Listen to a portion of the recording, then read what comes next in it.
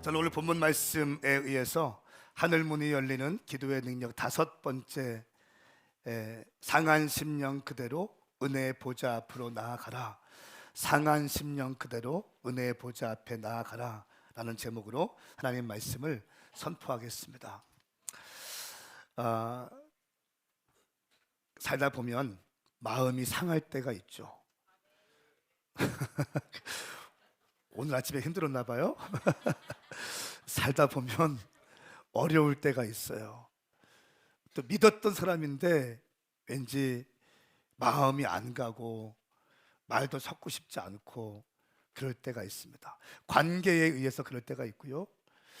또 신앙생활 하다 보면 하나님에 대해서도 별로 나한테 관심도 없는 것 같고 그렇게 느껴지면서 마음이 서운할 때도 있죠. 저는 오늘 상한 심령 가운데 있는 분들, 내가 그렇게 기도했는데 왜 우리 집은 이 문제가 이렇게 해결되지 않을까, 내 오랜 기도의 제목들은 왜 이렇게 해결되지 않을까 고민이 되시고 또 마음이 지쳐있는 분들, 그런 분들, 또 혹은 내 기도가 오랫동안 왜 기도가 응답되지 않을까라고 하는 문제의식을 갖고 있는 분들에게 아마 좋은 해답이 될 것이라고 믿습니다. 오늘 말씀을 통해서 좋은 해답이 되기를 축복합니다. 오늘 메시지의 주요한 내용은 겸손과 교만에 대한 부분들을 다루면서 겸손한 자의 기도와 교만한 자의 기도에 대해서 말씀을 증거하겠습니다. 여러분, 겸손과 교만은요, 단순히 인간 관계에서 발생되어지는 태도의 문제가 아닙니다. 표면적인 부분이고요. 사실은 이 겸손과 교만은 하나님의 구원과 인간의 타락의 결정적인 원인을 제공합니다. 하나님이 높여주셨던 루시퍼가 하나님께 대항했죠. 교만해서 대항했습니다. 그래서 하늘에서 쫓겨나게 되었습니다.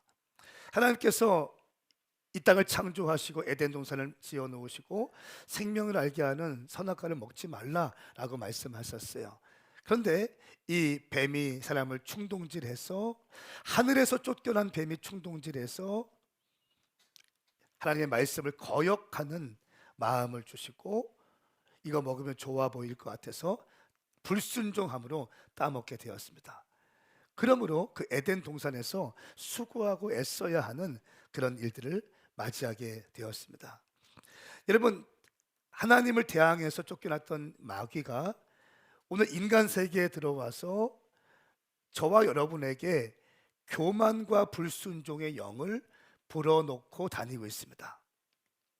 그래서 교만과 불순종의 영을 받고 어둠의 영들의 영향력 안에 있는 자들의 특징이 뭔지 아세요?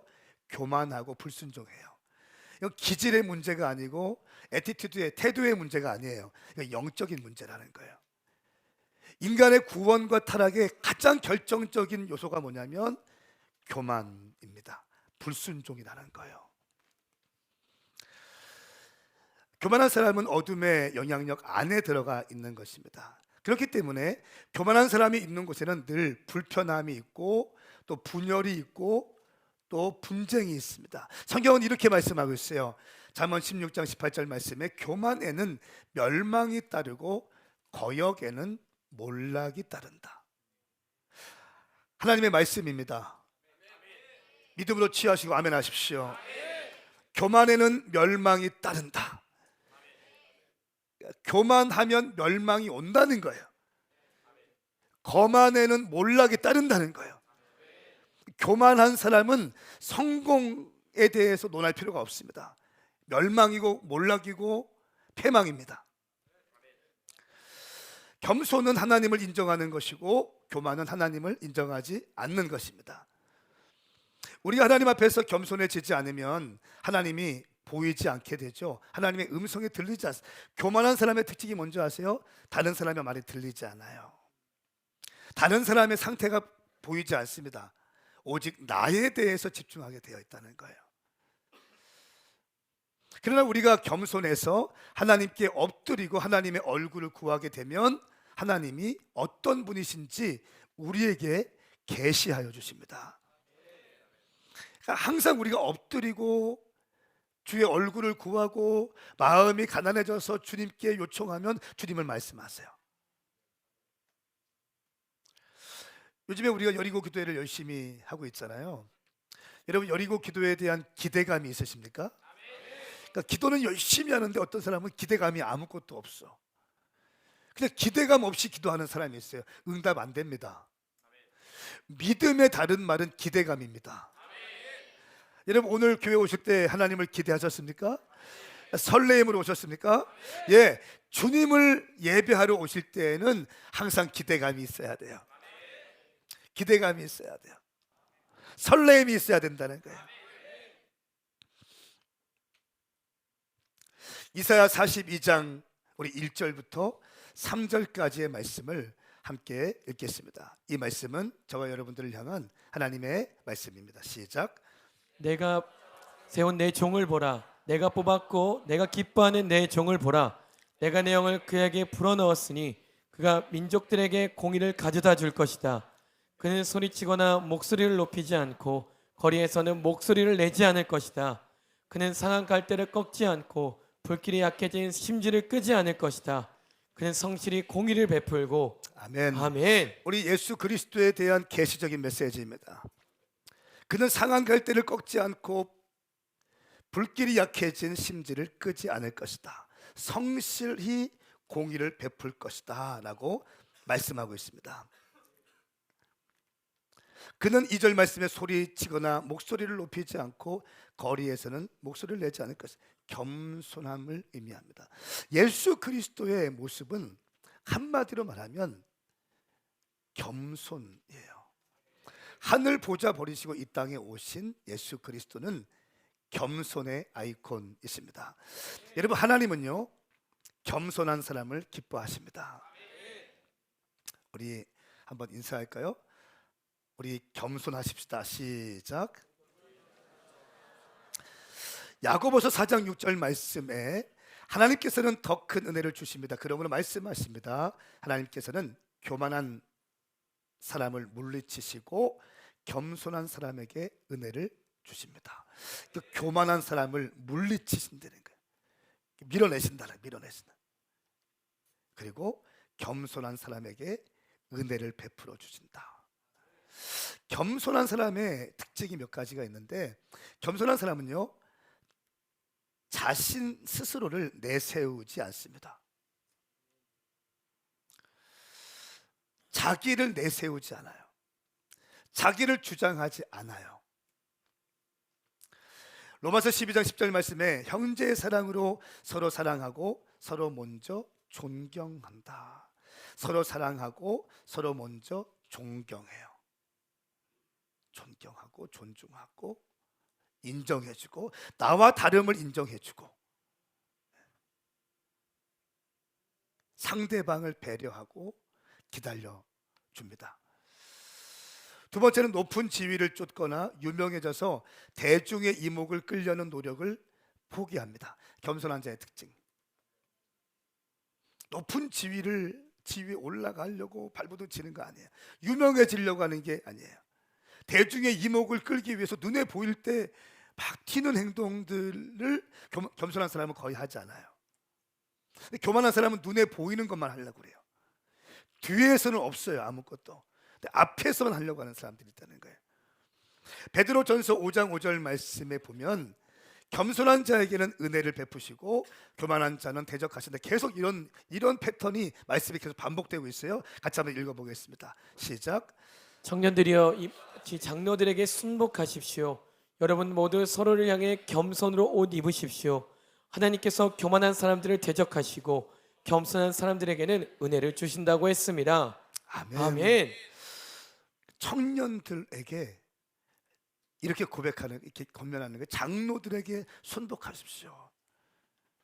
어르신들에게 순복하라. 집에서 어르신들에게, 부모님들에게 순복하라.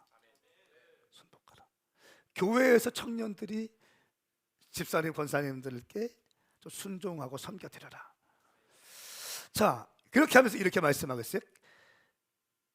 서로를 향해서 겸손으로 옷을 입으십시오. 겸손의 옷을 입으십시오. 여러분, 감사에는 보자기가 있다면 겸손에는 옷이 있어요. 할렐루야. 겸손으로 옷 입고 감사의 보자기를 덮기 바랍니다. 겸손으로 옷 입으십시오. 하나님께서 교만한 사람들을 대적하시고 겸손한 사람들에게는 은혜를 주십니다. 교만한 사람들에 대해서 계속 성경은 아주 집요하게 말씀하고 있어요. 세 번째, 겸손한 사람의 특징이 있어요. 자아가 아닌 하나님과 다른 사람들에게 초점을 맞춘다는 사실이에요. 겸손한 사람은 내가 아니라 상대방에게, 공동체에게, 하나님에게 먼저 마음이 가요. 교만한 사람은 다 필요 없어. 내가 중요해. 내가 인정받는 게 중요하고, 내가 앞에 서는 게 중요하고, 내 이름이 나오는 게 중요한 거예요. 이 교만한 사람의 특징. 왜? 끊임없이 나를 중심으로 모든 것이 돌아가야 되기 때문에. 자아가 아닌 하나님과 다른 사람들에게 초점을 맞추고 있는 이 겸손한 사람입니다. 내 감정의 중심이 아니라 DNA 가족들이 내 말을 들었을 때 어떻게 생각할 것인가를 한번 생각해요. 내가 이렇게 행동하면 교회 공동체가 어떤 느낌을 받을까를 생각해요. 내가 이런 말을 하면 우리 부모님이, 우리 자녀들이 어떤 생각을 할까 생각을 합니다. 겸손한 사람의 태도 있죠. 교만한 사람은 타인보다, 공동체보다 나에게 집중되어져 있어요. 내가 기분 나쁘면 기분 나쁜 티를 팍팍 냅니다. 미성숙함과 교만은 연결되어져 있고요, 교만과 불순종은 연결되어져 있어요. 네 번째, 겸손한 사람의 특징은 심령이 가난하고 행동이 온순하며 마음이 낮아져 있습니다. 누가복음 18장 말씀에 보면 우리가 너무 잘 아는 것처럼 그 세리와 바리새인이 성전에 기도하러 가는 장면이 나오고 두 부류의 기도의 모습이 등장합니다. 그런데 세리는 어떻게 기도하냐면 멀찍이 서서 하늘을 쳐다볼 염두도 못해요. 가슴을 치면서 얘기해요. 하나님, 나는 죄인입니다. 나는 죄인입니다. 자비를 베풀어 주세요. 주님, 제 자비를 베풀어, 나는 죄인입니다. 이런 고백을 하게 되는 거예요. 여러분, 사도 바울은요, 빌립보 교회에게, 공동체에게 가장 중요한 것을 이렇게 얘기합니다. 겸손으로 강조하면서 빌립보서 2장 3절 말씀에 이렇게 얘기하는데요. 같이 한번 읽어볼까요? 시작. 무엇을 하든지 이기심이나 허영으로 하지 말고 서로 겸손한 마음으로 다른 사람들을 자기보다 낮게 여기십시오. 아멘. 아멘. 이기심이나 허영으로 하지 마라. 이기심, 내가 내 중심이 되는 마음으로 하지 말고, 허영심, 보여주기 위한 하지 말고, 서로 겸손한 마음으로 다른 사람들을 자기보다 낮게 여기라. 나보다 남을 낮게 여기는 거예요. 할렐루야.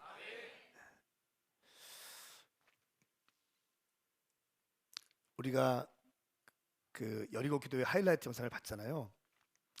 특순할 때 아브라함이 잘합니까? 원띠가 잘합니까? 이거 봐. 제가 솔직히 말하면 아브라함이 이 정도까지 만들어낼지 몰랐어. 박수 한번 일단 치고. 네? 아니, 저는 아브라함이 이렇게까지 막 잘할 줄 몰랐어요. 물론 MR 선택을 잘했더라고. 안 맞는 거를 그냥 MR로 커버해 버리더라고요. 너무 좋았어요. 장비빨이 중요합니다. 너무너무 수고하고 애쓴 흔적들이 보였어요. 감사했어요. 여러분, 근데 아브라함도 귀하고 버티컬도 귀하고 원팅도 소중하죠. 할렐루야. 벌써부터 브레이브하트는 긴장하고 있더라고. 애들이 막 큰일 났다는 거야. 아브라함이 저렇게까지 하는데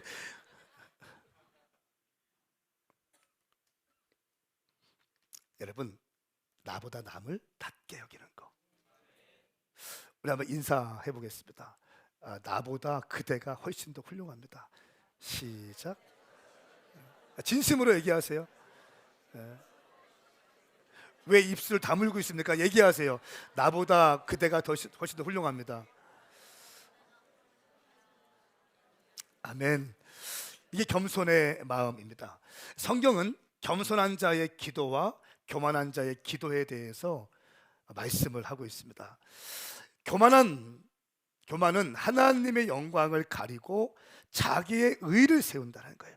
그 끝은 멸망이라고 계속 말씀하고 있습니다. 여러분, 우리가 사도행전 12장 말씀에 보면 헤롯 왕의 교만을 지적하고 있어요. 그 어마어마한 헤롯 왕인데요, 그 헤롯 왕이 어떻게 죽습니까? 벌레에 물려서 죽어요. 마치 신적인 사람처럼 아름답게 복장을 차려입고 헤롯 왕이 선포하니까 백성들이 어떻게 듣냐면, 와, 이건 신의 음성이다, 이렇게 들어요. 사도행전 말씀에 나와요. PPT 띄워주세요. 이건 신의 음성이다 라고 할 정도로 헤롯이 그렇게 교만하고 멋지게 연설을 합니다. 아름다운 복장을 차려입고요, 빛나는 옷을 차려입고 위험 있는 목소리로 면류관을 쓰고 선포할 때 신의 음성이다라고 할 정도로 백성들이 그 헤롯을 보게 됩니다. 그런데 23절 말씀에 보니까 헤롯은 하나님께 영광을 돌리지 않았기 때문에 주의 천사가 즉시 헤롯을 내리쳐 그는 벌레에 먹혀 죽고 말았습니다. 자, 벌레라는 단어에 주목하십시오. 벌레는 작은 미물 아니겠어요? 작은 미물입니다. 헤롯 대왕은 어마어마한 사람이에요. 그런데 벌레에 물려 죽었다는 거예요. 작은 미물에 물려서 죽을 수도 있는 것이 우리 인간이라는 사실이에요. 어떤 경우에도 교만하면 안 됩니다.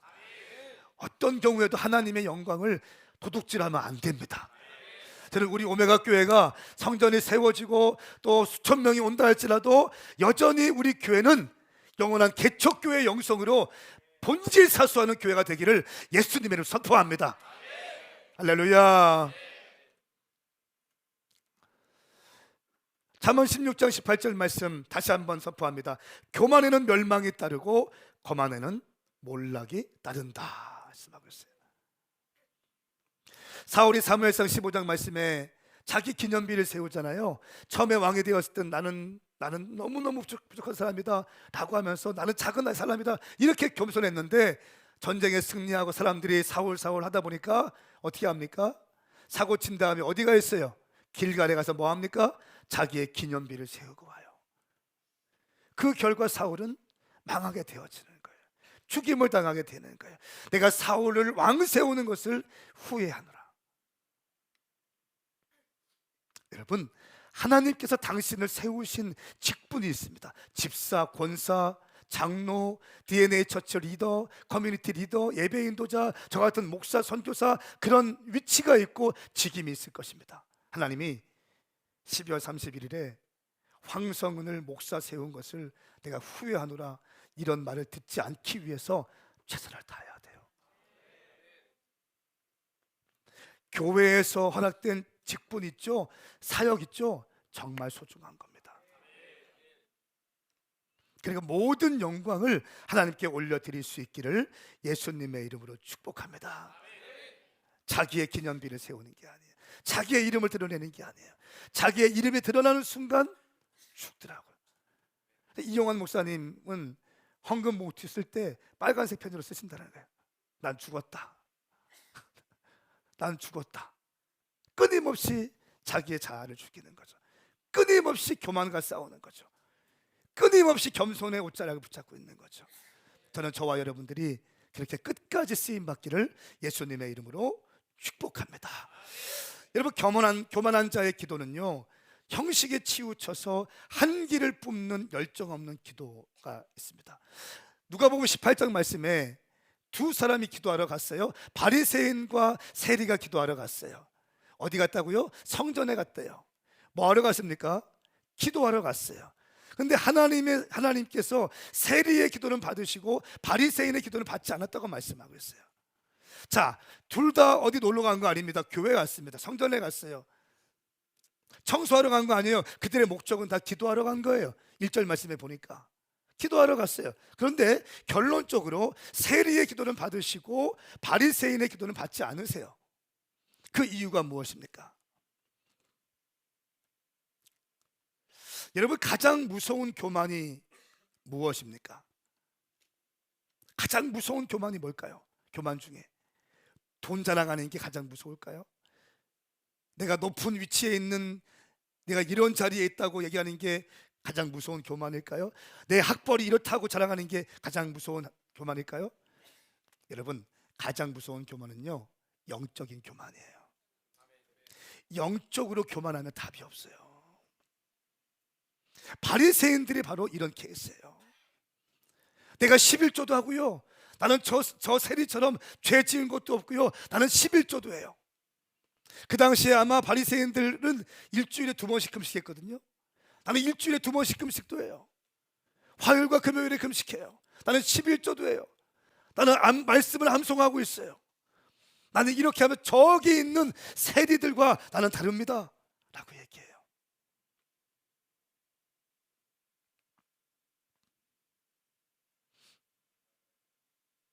기도를 하면서도 한기를 내뿜는, 기도를 하는데도 하나님을 경외함이 없는, 기도를 하는데도 사람들을 판단하면서 기도하는 이 영적인 교만함, 가장 무서운 교만은 영적인 교만함이에요.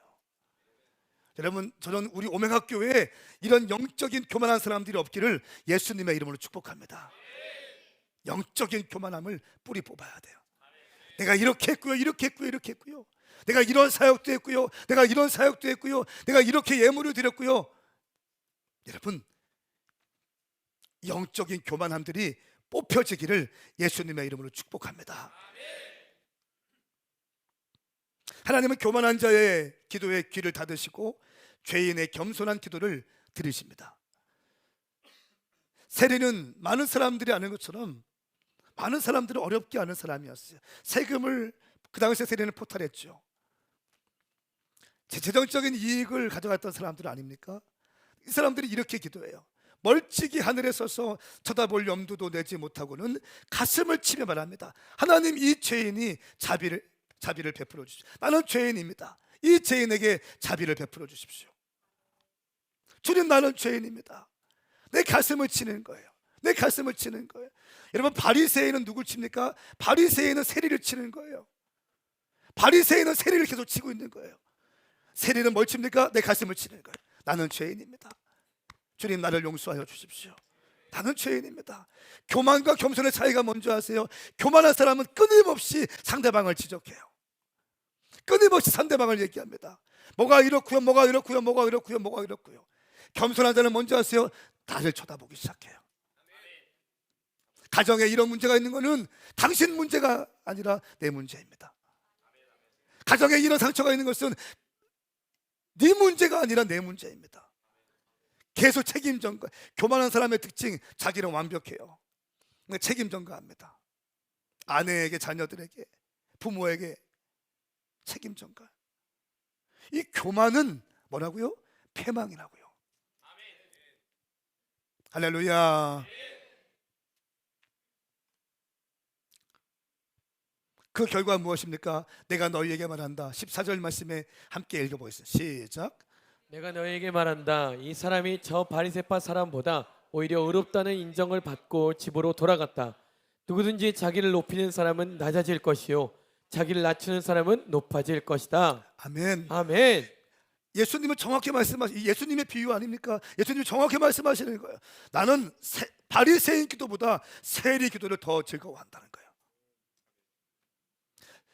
세리를 쳤던 바리새인의 기도보다 자기 가슴을 쳤던 세리의 기도를 기뻐한다는 거예요.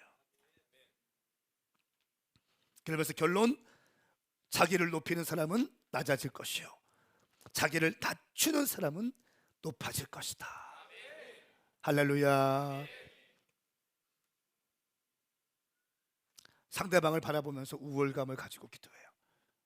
저것들 적어도 예수 믿는 거라고. 항상 남들과 비교하면서 우월감을 갖고. 야고보서 4장 6절 말씀에 하나님께서는 더 큰 은혜를 주십니다. 그러므로 말씀하세요. 하나님께서는 교만한 사람들을 물리치시고 겸손한 사람에게 은혜를 베푸신다. 여러분, 오늘 이 말씀이 여러분의 심령에 아예 박혀 있기를 축복합니다. 교만한 사람을 물리치신다는, 아까 말씀드린 밀어내신다는, 내 옆에 오지 마, 내 옆에 오지 마, 내 옆에 오지 마, 내 옆에 오지 마. 겸손한 자에게는 은혜를 베풀어 주신다는. 여러분, 교만의 독주부로 오염된 기도를 해독하는 방법은 무엇입니까? 회개와 낮아짐이에요. 이엠 바운즈 책에 나와 있는 문장 그대로로 제가 옮겼습니다. 교만의 독주부로 오염된 기도. 기도할 때도 교만이 철철철 넘치게 하는 사람들 있습니다. 기도할 때도 교만, 자기 의를 드러내고, 기도할 때도 자기의 아는 것을 자랑하고, 기도할 때도 나의 업적을 자랑하고, 기도할 때도 내 것을 자랑하면서 기도하는 사람들이 있다는, 대표기도 시간에도 있다는 거예요. 그런 사람들이 있습니다. 그러면 그 기도를 주님이 받으시겠냐는 거예요. 주님, 나는 죄인입니다. 나는 죄인입니다. 주님 용서하여 주시옵소서. 이런 세리의 기도가 나와야 되는데, 우리 기도 가운데 교만의 독집이 뚝뚝뚝 떠나서 선포되어지는 기도가 있다면 그 예배를 주님이 받으시겠냐는 거예요. 사랑하는 여러분, 우리의 기도의 입술이 겸손할 수 있기를 예수님의 이름으로 선포합니다. 교만의 독집으로 오염된 기도, 이 기도를 해독하는 방법이 뭔지 아세요? 회개와 낮아짐이다. 아멘입니까? 회개와 낮아짐이에요. 철저하게 회개하고 철저하게 낮아지는 거예요. 역대하 7장 14절 말씀 함께 읽습니다. 시작. 내 이름으로 불리는 내 백성들이 악한 길에서 돌이켜 스스로 낮아져 기도하고 내 얼굴을 구하면 내가 하늘에서 듣고 그들의 죄를 용서하며 그 땅을 고칠 것이다. 아멘. 아멘. 다른 길이 없습니다. 교만의 독집으로 오염된 기도, 교만으로 오염된 인생이 다시 회복되기 위한 방법 한 가지예요. 가슴을 치면서 내가 회개하는 거예요. 나는 죄인입니다. 무릎을 꿇고 땅에 엎드려서 기도하는 거예요. 이럴 때 주님께서 다시 은혜의 해를 비추어 주시는 것입니다. 스스로 낮아져 기도하고 내 얼굴을 구하면 내가 하늘에서 듣고 그들의 죄를 용서하며 그 땅을 고칠 것이다 말씀하고 있습니다. 역대하 32장 25절 말씀에 히스기야는 마음이 교만해져서 그에게 보여주신 은혜에 보답하지 않았습니다. 자, 보세요. 또 중요한 게 있어요. 교만한 사람의 특징이 뭔지 아십니까? 은혜에 보답하지 않아요. 히스기야에게 베풀어 주신 은혜가 엄청난데 그 은혜를 보답하지 않습니다. 26절 말씀에 히스기야는 자기 마음의 교만함을 회개하고 예루살렘 사람들도 회개해서 그리하여 히스기야가 사는 동안 여호와의 진노가 그들에게 내리지 않았습니다. 회개하면 주님께서 고쳐주시는 거예요. 여러분 가정에 진실된 회개의 영이 임하길 축복합니다. 여러분의 가정에, 여러분의 가정 인생에 진실한 회개의 영이 임하길 바랍니다. 회개하면 고쳐주시는 거예요. 회개하면 새롭게 하시는 겁니다.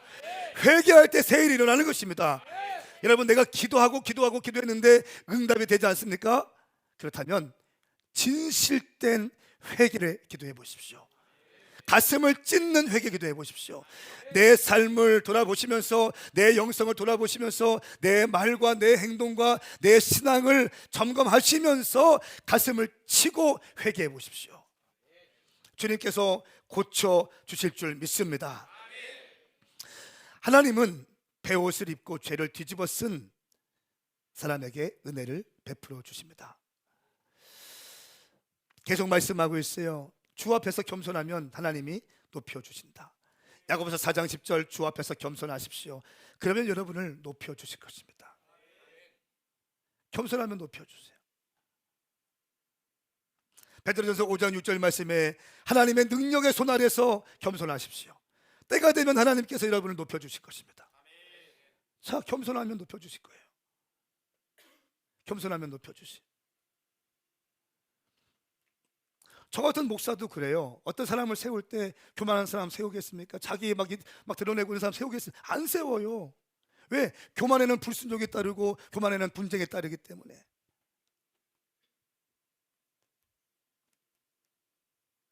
교만한 사람이 움직이면 분쟁에 따라가고, 이게 영적인 원리잖아요.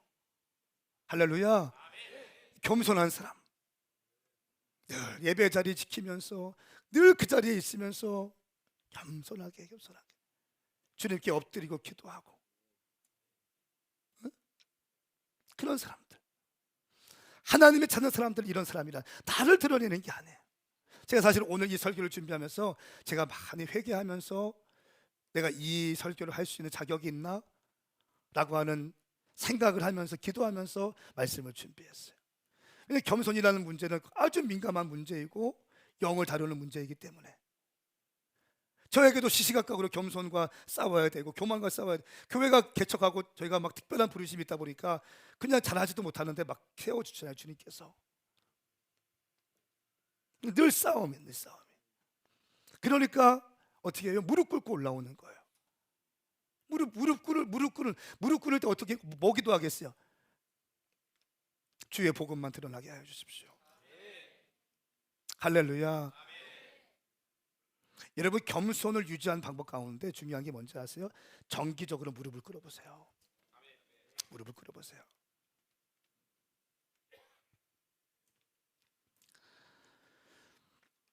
주 앞에서 겸손하면 때가 되면 여러분을 높여주실 것입니다. 근데 자기를 높이면 낮아지고 자기를 낮추면 또 높여주신다고 말씀하고 있어요. 누가복음 18장 14절 말씀, 아까 세리와 바리새인 기도 결론적으로 뭐라고 했습니까? 누구든지 자기를 높이는 사람은 낮아질 것이고 자기를 낮추는 사람은 높아질 것이다. 할렐루야. 무슨 말이에요? 저 바리새인, 남을 그렇게 공격했고 자기가 높아지기 원했던 바리새인 낮아졌고, 나는 죄인입니다 하면서 가슴을 쳤던 세리 높아졌다는 거예요. 여러분, 이해되십니까? 이해가 되시면 두 손 들고 아멘 해보십시오. 아멘입니까? 여러분, 그러면 우리는 겸손함으로 옷을 입기를 예수님의 이름으로 축복합니다. 다니엘은 어떻게 했습니까? 하루에 3번씩 겸손하게 무릎을 꿇고 기도했어요. 다니엘은 충성스러운 사람이었고 흠이 없는 사람이었어요. 자기에게 맡겨진 일, 일찍 가서 정확하게 10분 전, 30분 전에 가서 업무를 시작했을 거예요. 그러면서 정확하게 자기에게 떨어진 미션 완수했을 겁니다. 근데 이 다니엘에게는 루틴이 있었는데 하루에 3번 기도하는 거였어요. 여러분, 정치판이 오죽합니까? 어마어마한 판 아닙니까? 서로 물어뜯고 죽이고 막 어떤 이슈를 덮는다고 그냥 물어뜯을 만한 것들 던져주면 거기 막 달려 들어가지고 막 핥히고 막 이런 게 아니에요. 그 시퍼런 정치판에서 털었는데 안 털리는 거예요. 그렇게 털고 싶은데 안 털리는 거예요. 다니엘의 루틴 가운데 뭐였어요? 하루에 3번씩 기도하는 게 있었거든. 그거 보면서 이렇게 얘기하죠. 왕 외의 다른 신에게 30일 동안 왕 외의 다른 신에게 기도하는 사람은 누구든지 사자굴 속에 넣기로 하십시다. 이렇게 신하들이, 다니엘을 시기하는 신하들이 제안을 해요.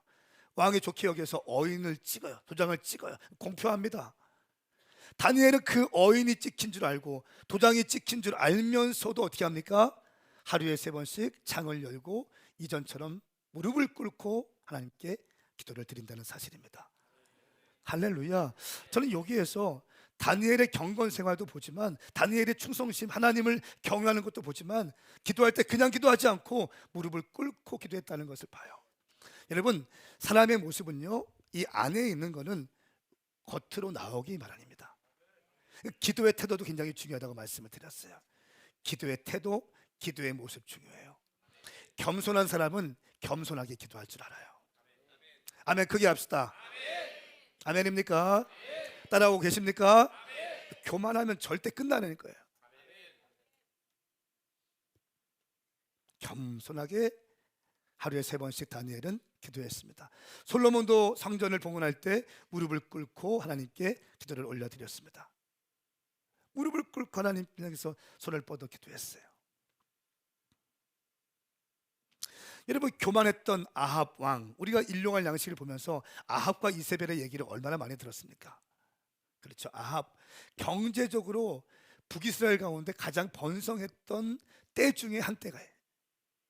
북이스라엘의 신학자들이 얘기할 때는요, 어떤 사람이 이렇게 얘기합니다.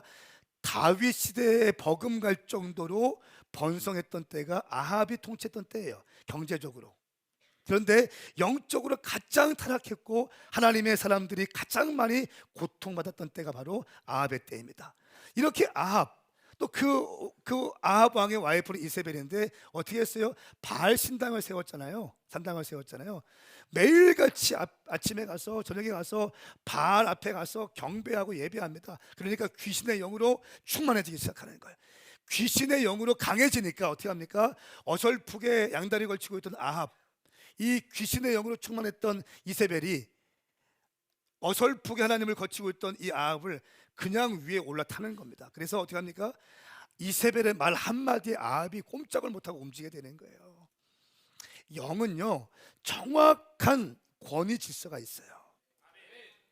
여러분들이 어떤 것을 뚫어내고 돌파하시기 위해서는 그보다 더 강한 영적인 권위가 있어야 돼요. 이 영역이 중요한 거예요.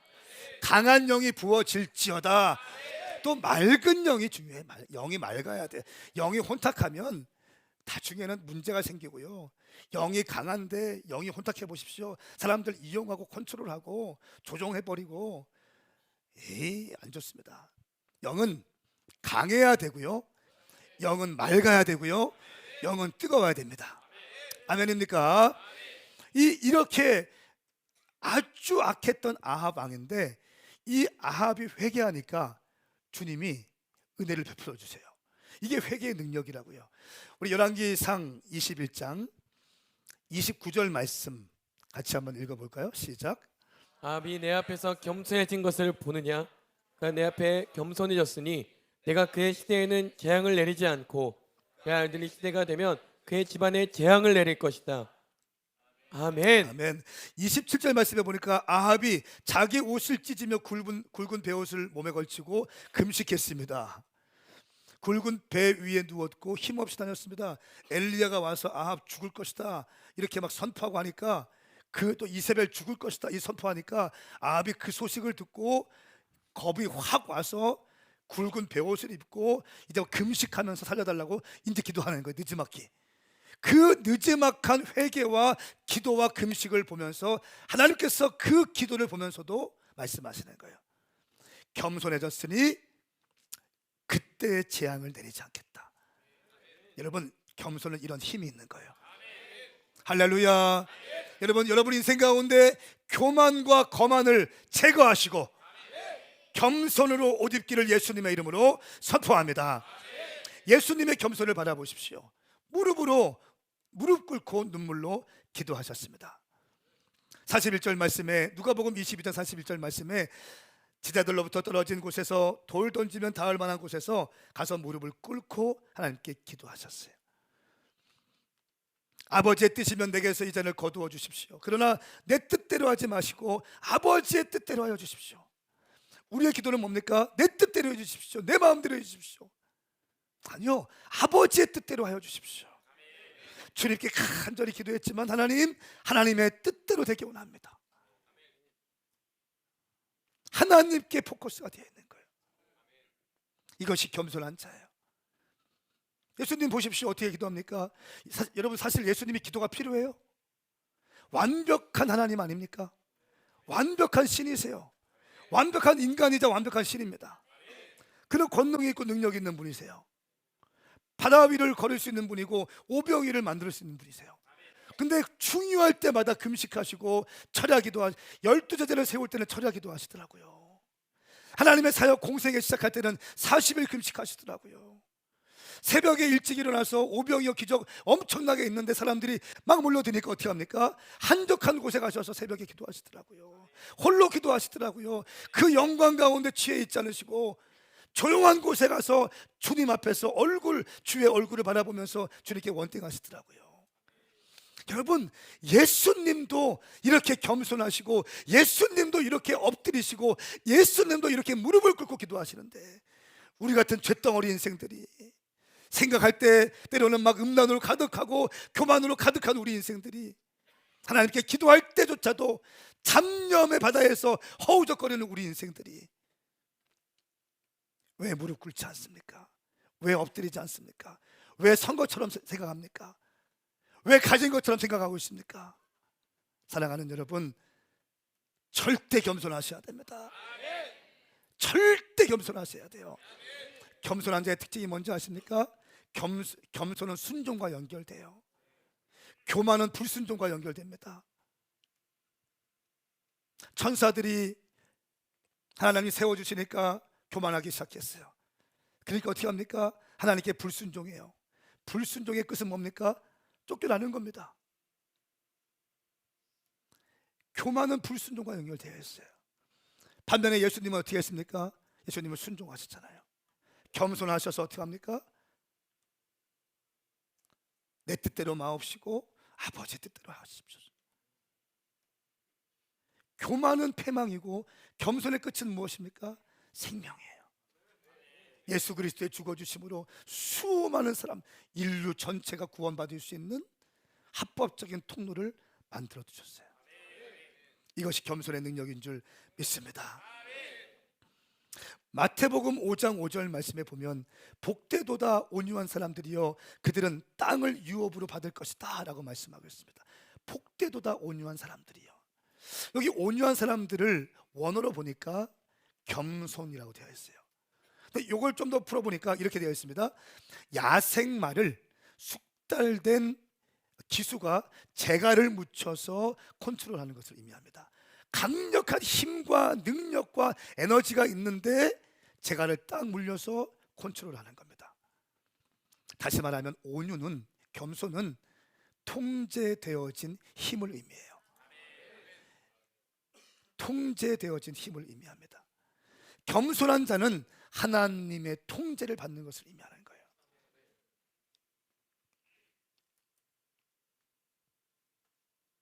사랑하는 여러분, 빌립보서 2장 5절부터 8절까지의 말씀을 우리가 함께 읽고 또 기도하기 원합니다. 빌립보서 2장 5절부터 8절까지 예배팀 좀 올라오십시오. 시작. 여러분 안에 이 마음을 품으십시오.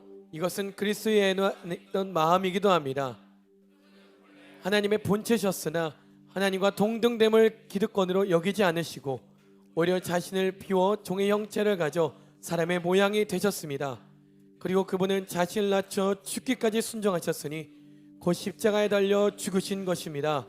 그러므로 하나님께서는 그를 지극히 높여 모든 이름 위에 뛰어난 이름을 주셨습니다.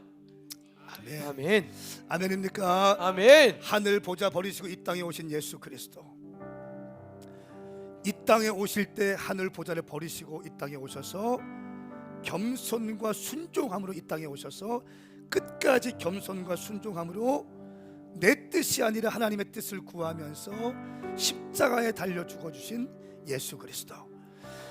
천사들은 어느 순간 교만해짐으로 불순종하게 되고 천국에서 쫓겨나게 되고 이 땅에 와서 하나님의 사람들에게 교만과 불순종의 영을 집어넣어서 불순종하게 하고 패망으로 인생을 마무리하게 하는 이 어둠의 영들의 지배를 받는 사람들이 이 시대에 많이 있습니다.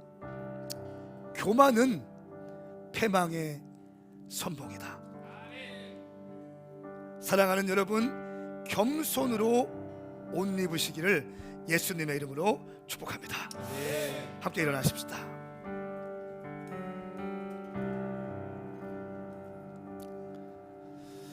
히브리서 4장 16절 말씀에 이렇게 기록해요. 자비하심을 얻고 필요한 때 도우시는 은혜를 얻기 위해 은혜의 보좌 앞으로 담대히 나아갑니다. 여러분, 우리가 은혜의 보좌 앞으로 담대히 나아가야 될 줄 믿습니다.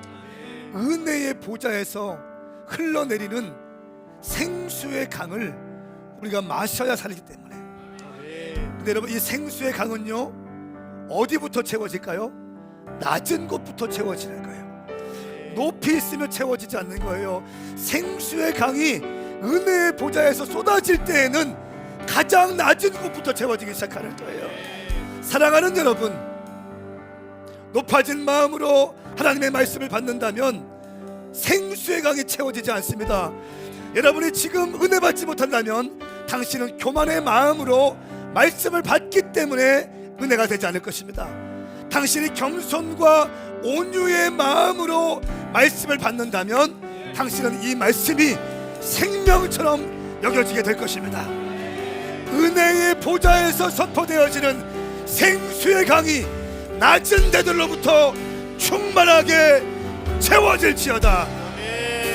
우리 이 시간 내 손을 주께 높이 듭니다. 찬양하시면서 주님께 기도하며 경배하며 나가십시다.